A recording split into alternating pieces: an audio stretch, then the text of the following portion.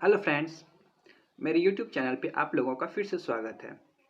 पिछली वीडियो में मैंने एपी के बारे में बताया था कि एपी क्या होता है और एपी के कुछ टर्म्स को मैंने बताया था और एपी के कुछ क्वेश्चंस को मैंने सॉल्व करके बताया था कि किस तरह के क्वेश्चंस पूछे जाते हैं और उस क्वेश्चन को हम लोग किस तरह से सॉल्व करेंगे। तो चलिए आज की वीडियो में मैं बताऊँगा, उसी उसी को आगे मैं बढ़ाऊँगा, ठीक है। तो देखिए, सबसे पहले मैं उसके कुछ टर्म्स के बारे में बात कर लेता हूँ। जैसे कि एक इसको डिनोट करते थे फर्स्ट टर्म को, डी से किसको डिनोट करते थे common difference, n number of terms, A n nth terms. अब देखिए, अब इस तरह के भी क्वेश्चन पूछे जाते हैं कि कोई 3 डिजिट नंबर है, ठीक है, 3 डिजिट नंबर का कुछ सीरीज है, यानी कि उसमें जितना भी उस सीरीज में जितना भी नंबर होगा वो क्या होगा, 3 डिजिट नंबर होगा और वो 7 से डिविजिबल होगा। अगर इस तरह के क्वेश्चन पूछे जाए और उसमें बोला जाए कि नंबर ऑफ टर्म्स कितने होंगे, तो उसमें कैसे निकालेंगे। देखिए, सबसे पहले हमको ये जानना जरूरी है कि सबसे छोटा 3 डिजिट नंबर क्या होगा। वो तो 100 होगा, लेकिन ये क्या 7 से डिविजिबल है? नहीं है। तो 7 से डिविजिबल होना चाहिए और सबसे छोटा 3 डिजिट नंबर वो तो 105 हो जाएगा। इसीलिए उस सीरीज का फर्स्ट टर्म क्या हो जाएगा, 105। फर्स्ट टर्म को हम ए से डिनोट करते हैं। अब उसी तरह से सबसे बड़ा 3 डिजिट नंबर क्या हो जाएगा, 999, ठीक है, लेकिन ये भी 7 से डिविजिबल नहीं है। तो सबसे बड़ा 7 से डिविजिबल 3 डिजिट नंबर 994 होगा, ठीक है। यानी कि ये लास्ट टर्म बोल सकते हैं या फिर nth टर्म बोल सकते हैं। अगर इसमें नंबर ऑफ टर्म्स n है तो ये nth टर्म हो गया। और इसमें देखिए कॉमन डिफरेंस क्या होगा, 7 होगा, क्योंकि अगर फर्स्ट टर्म 105 है तो सेकेंड टर्म क्या होगा, 112। उसमें यही ना, वो 7 से डिवीजन होना चाहिए। तो देखिए, इसलिए ये कॉमन डिफरेंस डी हो जाएगा। अब देखिए, इसमें हमको क्या पता चला, ए पता चल गया जो कि 105 है, डी पता चल गया जो कि 7 है, और ए एन पता चल गया यानी कि nth टर्म पता चल गया जो कि 994 है। तो अब उसमें हमको क्या निकालना था कि नंबर ऑफ टर्म्स कितने हैं, ये ना। तो देखिए, इसको हम कैसे निकालेंगे, कुछ नहीं करना है, बस जो फॉर्मूला हम लोग जानते हैं, a n equal to a plus n minus 1 into d, इसी फॉर्मूला पे इसको पुट कर देना है। कैसे पुट करेंगे, एन का वैल्यू कितना है, 994 इक्वल टू ए का value 105 plus n minus 1 into D, यानी कि डी का वैल्यू 7 है। अब देखिए, इसी को आगे सॉल्व करेंगे तो 994 माइनस 105, ये तो इधर आ जाएगा, तो 994 minus 105 equal to n minus 1 into 7। अब देखिए, ये कितना हो जाएगा सब्ट्रैक्ट होके, ये 9 हो जाएगा, 14 माइनस 5 9, यहाँ पे 8 तो 8 बचेगा, और 9 माइनस 1 7, यानी कि 789। अब देखिए, ये जो 7 है ये इधर मल्टीप्लाई में है तो इधर आके क्या हो जाएगा, डिवाइड में। इधर कितना बचा, n माइनस 1, अच्छा सॉरी, यहाँ पे 8 हो जाएगा, 9 माइनस 1 8 होगा, ठीक है। यहाँ पे कितना हो जाएगा, इसको डिवाइड करेंगे तो 7 1 जा 7, यहाँ पे 1 से 1 18, 7 2 जा 14, यहाँ पे 4 बचा, 7 9 जा 49। इसको आप लोग डिवाइड कर लीजिएगा, 129 आएगा, ये 129।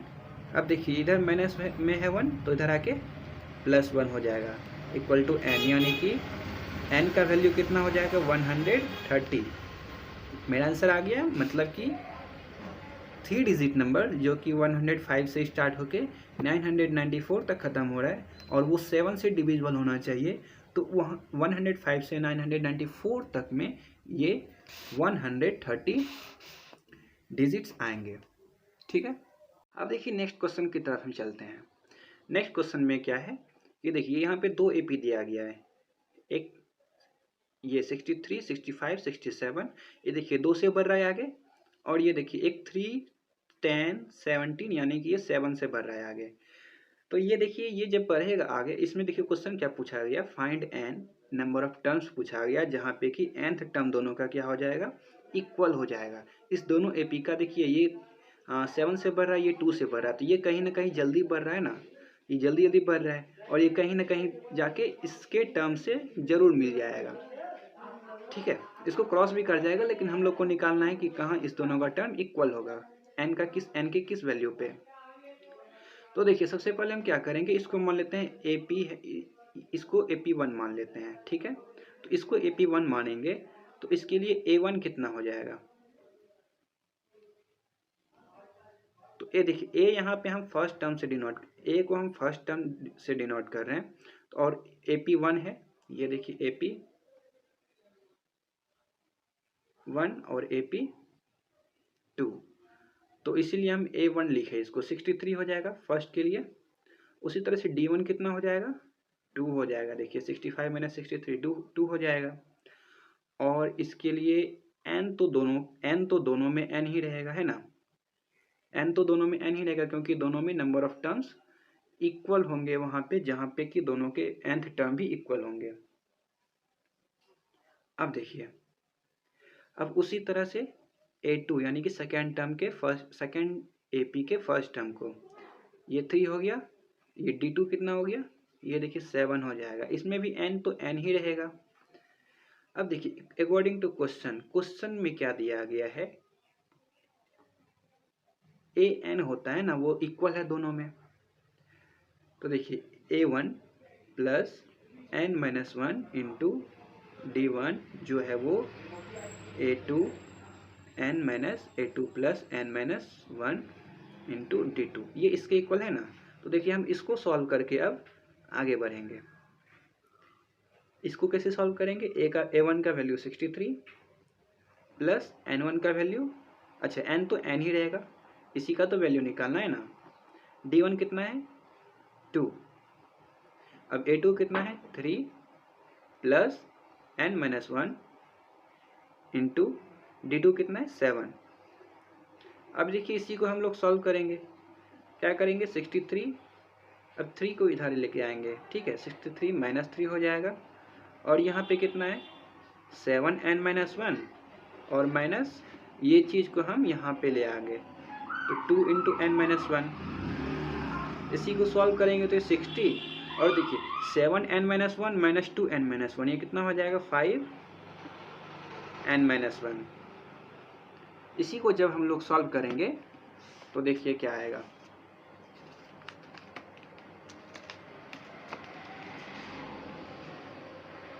ये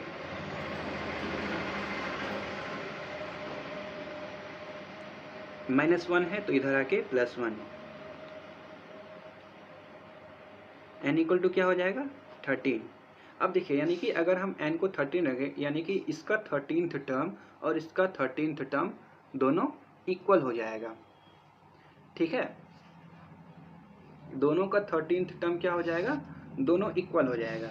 अब आप 13th टर्म इसका और इसका 13th टर्म निकाल के चेक भी कर सकते हैं कि क्या ये सच में इक्वल है या नहीं है। अब देखिए अब इस तरह के भी क्वेश्चंस को पूछा जाता है कि किसी भी AP का nth टर्म दिया जाए, ठीक है, तो उस AP को निकालने बोला जाता है। AP मतलब कि उस AP की सीरीज को बताने बोला जाता है कि AP में फर्स्ट टर्म क्या है, सेकेंड टर्म क्या है, थर्ड टर्म क्या है, ठीक है। तो देखिए सबसे इस तरह के क्वेश्चन को सॉल्व करने के लिए हम क्या करेंगे,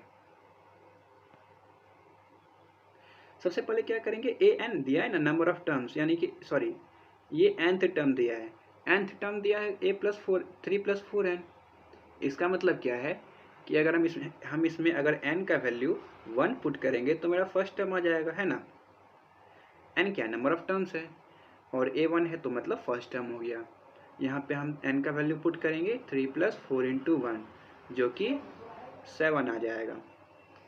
उसी तरह से अगर हम a2 निकालेंगे वो कितना आ जाएगा 3 प्लस 4 इंटू 2 जो कि 11 आ जाएगा।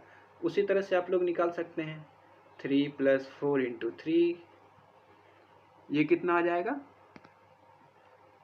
ये आ जाएगा 15, ठीक है। इसी तरह से आप बहुत सारा टर्म निकाल सकते हैं। इसमें देखिए अब इसमें अगर बोला जाए कि फर्स्ट टर्म कितना होगा, कॉमन डिफरेंस कितना होगा, तो देखिए आप फर्स्ट टर्म यानी कि a को a1 लिख सकते हैं और वो 7 है। कॉमन डिफरेंस देखिए कितना है, a2 माइनस a1 होता है ना, a2 माइनस a1 11 माइनस 7 यानी कि कॉमन डिफरेंस 4 हो जाएगा। अब देखिए अब इस तरह के क्वेश्चन, अब इस क्वेश्चंस में कुछ भी पूछा जाए तो आप लोग इसको सॉल्व करके बना सकते हैं। ठीक है, कोई भी टर्म पूछा जाए तो इसमें n का वैल्यू पुट कर देंगे। अगर 15th टर्म पूछा जाएगा क्या होगा, तो A15 निकाल लेंगे, वही हो जाएगा। ठीक है, अब देखिए एक इस तरह के भी क्वेश्चन पूछे जाते हैं कि एक AP दे दिया जाएगा, ठीक है, उसमें पूछा जाएगा 20th टर्म यानी कि 20वां टर्म निकालना है। कहाँ से? लास्ट से। अभी तक तो हम निकाल रहे थे कि 20वां टर्म आगे से निकाल सकते थे, हम शुरू से निकाल सकते थे कि first term, second term, third term, उसी तरह से 20th टर्म क्या हो जाएगा। लेकिन यहाँ पे क्या बोला जा रहा है कि लास्ट से निकालना है। तो इसको कैसे बनाएंगे, चलिए देखते हैं। सबसे पहले क्या करेंगे, देखिए अगर इसमें लास्ट टर्म दिया हुआ हो, है ना, दिया हुआ है ना, तो वो मेरा फर्स्ट टर्म हो जाता है। ये उल्टा कर देंगे, हम इधर से नहीं इधर से काउंट करेंगे। ठीक है, तो ये फर्स्ट टर्म हो जाएगा, तो ये कितना हो जाएगा फर्स्ट टर्म 253। अब देखिए डी कितना होगा। अभी तक हम लोग क्या करते थे, A1 minus A2 sorry A2 minus A1 तो डी निकलता था, लेकिन हम लोग इधर से चल रहे हैं ना, तब A1 माइनस A2 करेंगे। ठीक है, तो A1 माइनस A2 कितना हो जाएगा 3 माइनस 8 कितना हो जाएगा -5। ऐसा क्यों हुआ पता है ना, क्योंकि हमेशा ये टर्म इस टर्म के अगले वाले, देखो इस टर्म को अगले वाले टर्म से हम लोग माइनस करते थे। ठीक है, लेकिन जब उसको हम उल्टा लिख देंगे, ये क्या हो जाएगा कि ये टर्म बाद में आएगा और ये टर्म पहले आ जाएगा। तो इस टर्म को यानी कि पहले वाले टर्म को बाद वाले टर्म से माइनस कर देंगे, है ना, वही मैंने किया।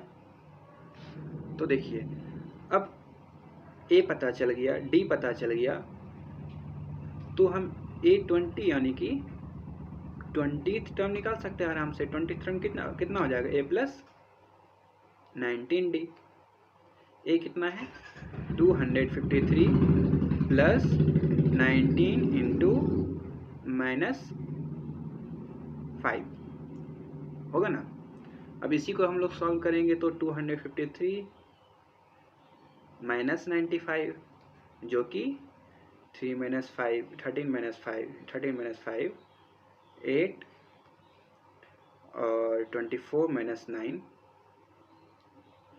24 माइनस 9 जो कि 15 यानी कि 158 आएगा इसका 20th टर्म। ठीक है, आज के लिए बस इतना ही।